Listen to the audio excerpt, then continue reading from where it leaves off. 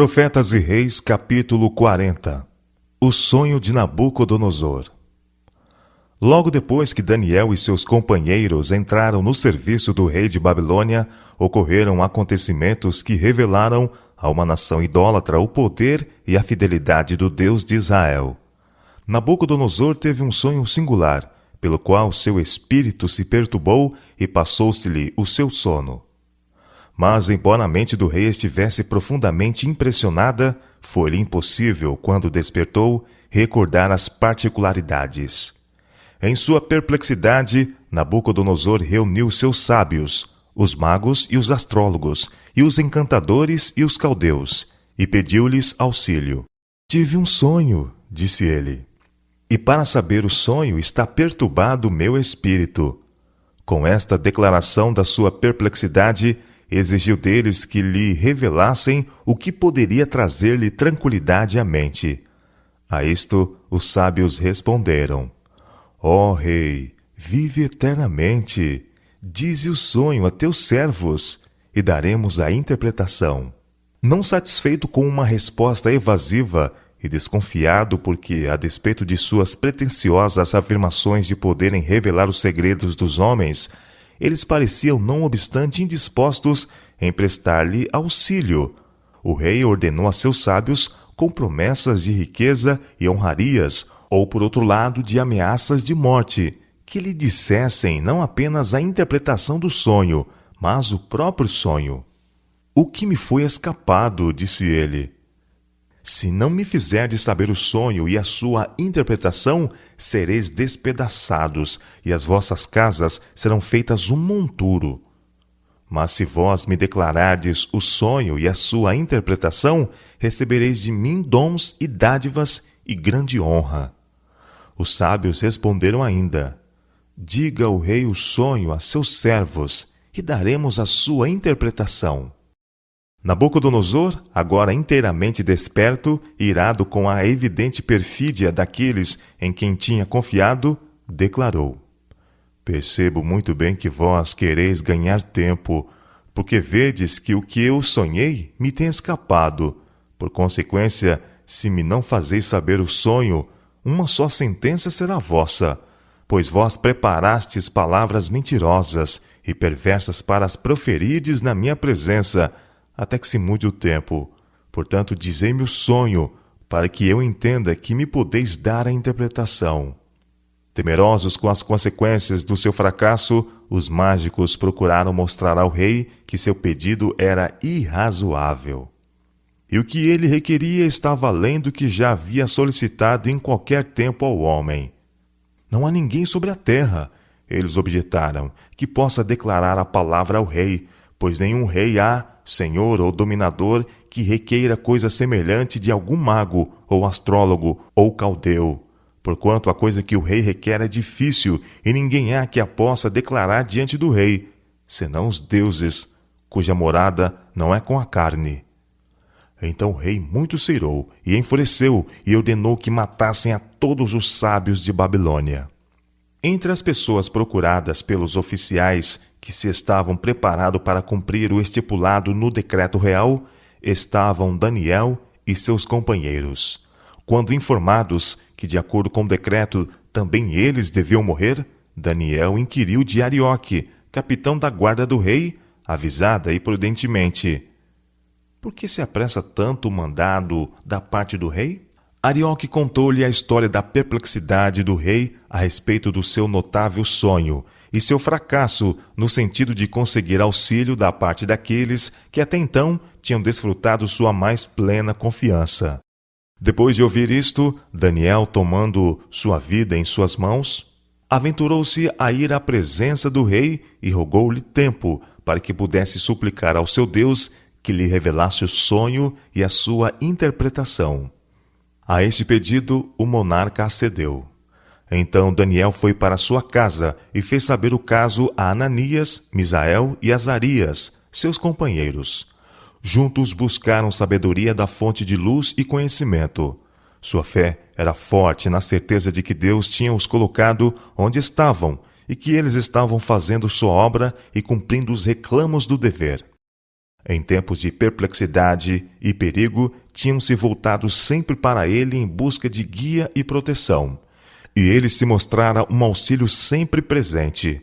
Agora, com o coração contrito, submetiam-se de novo ao juiz da terra, implorando que lhes desse livramento nesse tempo de especial necessidade. E eles não suplicaram em vão. O Deus a quem tinham honrado, honrava-os agora. O Espírito do Senhor repousou sobre eles, e a Daniel, numa visão da noite, foi revelado o sonho do rei e seu significado. O primeiro ato de Daniel foi agradecer a Deus pela revelação que lhe fora dada. Seja bendito o nome de Deus para todo sempre, ele exclamou, porque dele é a sabedoria e a força, e ele muda os tempos e as horas, ele remove os reis e estabelece os reis, ele dá sabedoria aos sábios e ciência aos entendidos. Ele revela o profundo e o escondido, conhece o que está em trevas, e com ele mora a luz. Ó Deus de meus pais, eu te louvo e celebro porque me deste sabedoria e força, e agora nos fizeste saber o que te pedimos, porque nos fizeste saber este assunto do rei. Dirigindo-se imediatamente a Arioque, a quem o rei tinha ordenado destruir os sábios, Daniel disse: Não mate os sábios de Babilônia, introduze-me na presença do rei e darei ao rei a interpretação. Depressa o oficial introduziu Daniel à presença do rei com as palavras: Achei um dentre os filhos dos cativos de Judá, o qual fará saber ao rei a interpretação. Eis o cativo judeu, calmo e senhor de si, na presença do monarca do mais poderoso império do mundo. Em suas primeiras palavras ele recusou honra para si mesmo e exaltou a Deus como a fonte de toda a sabedoria. A ansiosa inquirição do rei: Podes tu fazer-me saber o sonho que vi e a sua interpretação? Ele respondeu: O segredo que o rei requer, nem sábios, nem astrólogos, nem magos, nem adivinhos o podem descobrir ao rei. Mas há um Deus nos céus, o qual revela os segredos. Ele, pois, fez saber ao rei Nabucodonosor o que há de ser nos fins dos dias. O teu sonho e as tuas visões da tua cabeça na tua cama, Daniel declarou, são estas. Estando tu, ó rei, na tua cama, subiram os teus pensamentos ao que há de ser depois disto. Aquele, pois, que revela os segredos, te fez saber o que há de ser, e a mim me foi revelado este segredo. Não porque haja em mim mais sabedoria do que em todos os viventes, mas para que a interpretação se fizesse saber ao rei, e para que entendesses os pensamentos do teu coração. Tu, ó rei, estavas vendo, e eis aqui uma grande estátua. Esta estátua, que era grande e cujo esplendor era excelente, estava em pé diante de ti, e a sua vista era terrível. A cabeça daquela estátua era de ouro fino, o seu peito e os seus braços de prata, e o seu ventre e as suas coxas de cobre, as pernas de ferro e os seus pés em parte de ferro e em parte de barro. Estavas vendo isto, quando uma pedra foi cortada, sem mão, a qual feriu a estátua nos pés de ferro e de barro e os esmiuçou. Então foi juntamente esmiuçado o ferro, o barro, o cobre, a prata e o ouro, os quais se fizeram como a pragana das eiras no estio. E o vento os levou, e não se achou lugar algum para eles. Mas a pedra que feriu a estátua se fez um grande monte e encheu toda a terra. Este é o sonho, Daniel declarou confiantemente. E o rei, considerando com a mais acurada atenção cada menor, reconheceu que este era o próprio sonho que o deixara tão turbado. Assim sua mente foi preparada para receber bem disposto a interpretação. O rei dos reis estava prestes a comunicar grande verdade ao monarca de Babilônia. Deus iria revelar que ele tem poder sobre os reinos do mundo, poder para pôr e depor reis. A mente de Nabucodonosor devia ser desperta, se possível, para o senso de sua responsabilidade para com o céu. Os sucessos do futuro, cujo alcance vai até o tempo do fim, deviam ser expostos perante ele. Tu, ó rei, és rei de reis, Daniel continuou, pois o Deus do céu te tem dado o reino, o poder, e a força e a majestade. e onde quer que habitem filhos de homens, animais do campo e aves do céu, ele tus entregou na tua mão e fez que dominasses sobre todos eles. Tu és a cabeça de ouro.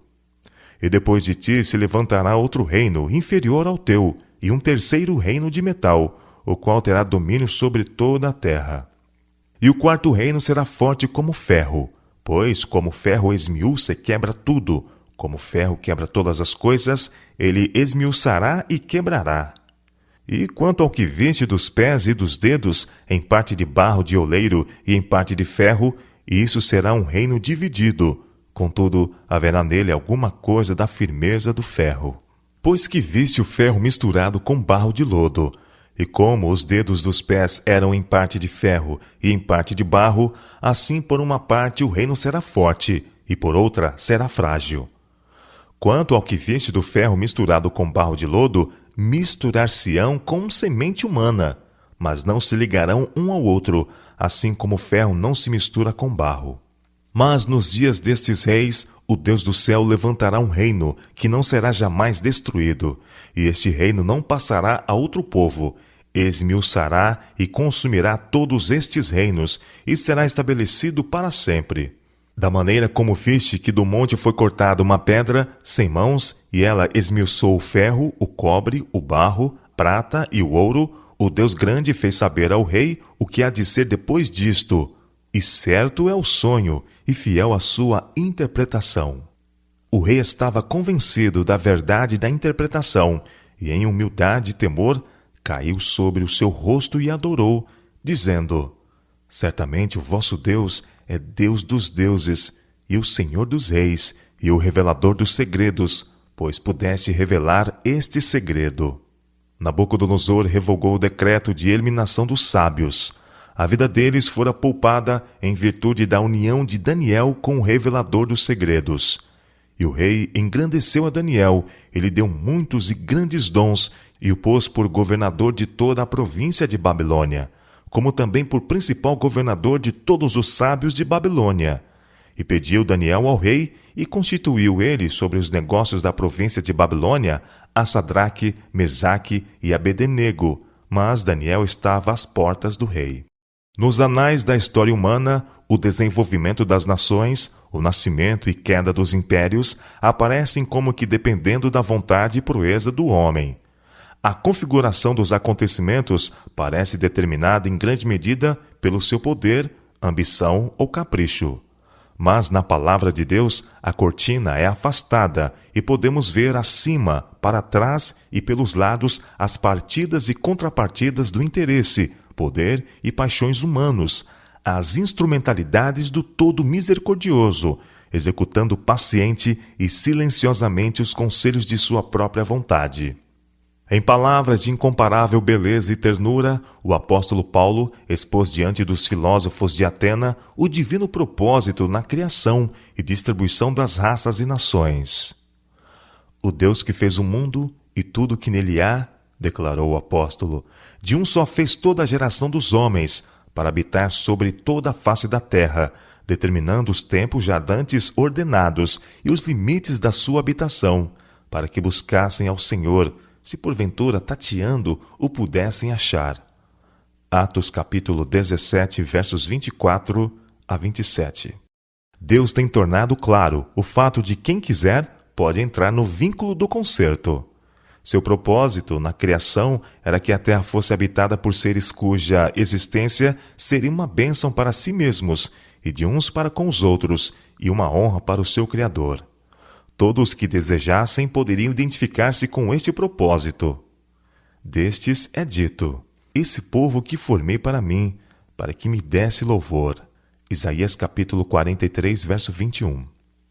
Em sua lei, Deus tornou conhecidos os princípios que sustentam toda a verdadeira prosperidade, tanto das nações como dos indivíduos. A respeito desta lei, Moisés declarou aos israelitas: Esta será a vossa sabedoria e o vosso entendimento.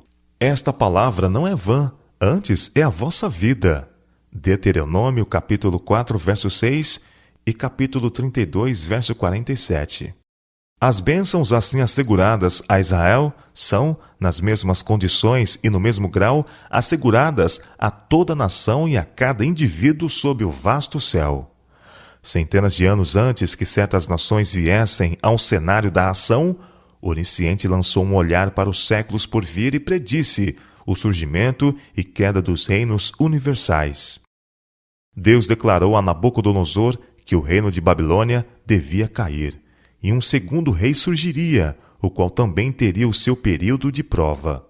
Deixando de exaltar o verdadeiro Deus, sua glória seria abatida, e um terceiro reino lhe ocuparia o lugar. Este também passaria, e um quarto, forte como ferro, submeteria as nações do mundo. Tivessem os reis de Babilônia, o mais rico de todos os reinos terrestres, conservado sempre diante de si o temor de Jeová, e ter-lhes iam sido dados sabedoria e força, que os manteriam ligados a ele, conservando-os fortes. Mas eles fizeram de Deus seu refúgio somente quando em angústia e perplexidade. Em tais ocasiões, não encontrando auxílio em seus grandes homens, buscavam-no de homens como Daniel. Homens que, sabiam eles, honravam ao Deus vivo e eram por ele honrados. A esses homens eles apelavam para que deslindassem os mistérios da providência, pois embora os senhores da orgulhosa Babilônia fossem homens do mais alto intelecto, tinham se afastado tanto de Deus pela transgressão que não podiam compreender as revelações e as advertências a eles dadas com referência ao futuro. Na história das nações, o estudante da palavra de Deus pode contemplar o cumprimento literal da profecia divina. Babilônia, fragmentada e por fim quebrantada, passou porque em sua prosperidade seus governantes tinham se considerado independentes de Deus, atribuindo a glória do seu reino a consecuções humanas. O domínio medo-persa foi visitado pela ira do céu, porque nele a lei de Deus tinha sido calcada a pés. O temor do Senhor não encontrou lugar no coração da grande maioria do povo. Prevaleciam a impiedade, a blasfêmia e a corrupção. Os reis que se seguiram foram ainda vis e corruptos e desceram cada vez mais na escala da dignidade moral. O poder exercido por todos os governantes da terra é concedido pelo céu, e seu sucesso depende do uso que fizerem dessa concessão. A cada um a palavra do divino vigia é: eu te cingirei, ainda que tu não me conheças. Isaías capítulo 45, verso 5. E a cada um as palavras ditas a Nabucodonosor no passado representam a lição da vida. Desfaze os teus pecados pela justiça e as tuas iniquidades usando de misericórdia com os pobres, se prolongar a tua tranquilidade. Daniel capítulo 4, verso 27. Compreender estas coisas, isto é, que a justiça exalta as nações, que com justiça se estabelece o trono e com benignidade ele se sustém, reconhecer a operação desses princípios na manifestação de seu poder, que remove os reis e estabelece os reis, reconhecer isto é compreender a filosofia da história. Na palavra de Deus, unicamente, é isto claramente estabelecido. Nela se nos mostra que a força tanto das nações como dos indivíduos não se encontra nas oportunidades ou facilidades que parecem torná-los invencíveis, nem na sua alardeada grandeza. Esta é medida pela fidelidade com que eles cumprem o propósito de Deus.